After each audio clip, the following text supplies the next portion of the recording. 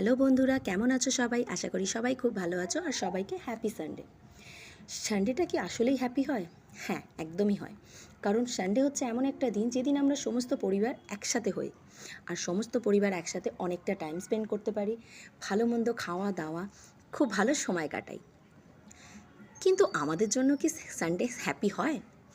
Actually কী বলো তো, সানডের দিন এমনি প্রচুর কাজ থাকে, তার উপর খাওয়া দাওয়া রান্নাবান্নার একটা আলাদাই সমারোহ। কিন্তু মন থেকে কাউকে রান্না করে পুরো পরিবারকে খাওয়ানো, এর মধ্যে একটা আলাদাই আনন্দ থাকে।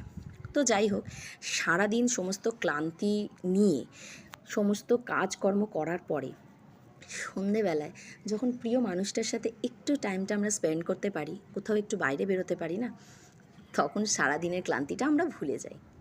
হ্যাঁ, সানডেটা সেই জন্যই আমাদের কাছে অনেকটা স্পেশাল হয়ে যায়।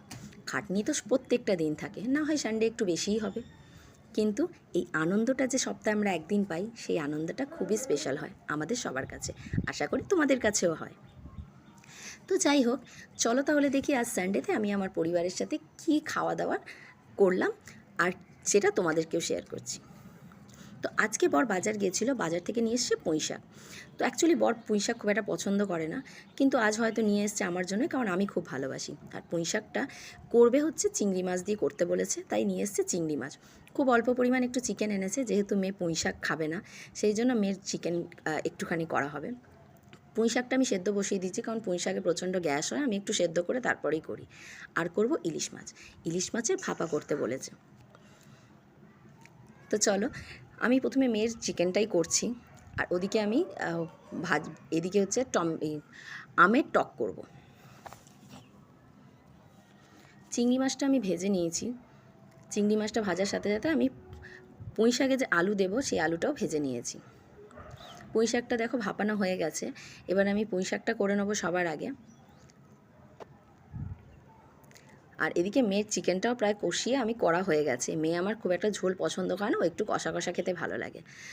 তো চিকেনটাও করা হয়ে গেছে, আর এদিকে হচ্ছে তোমার পুঁই শাকও আমার মোটামুটি রেডি হয়ে গেছে। বাকি রইল শুধু ভাপা।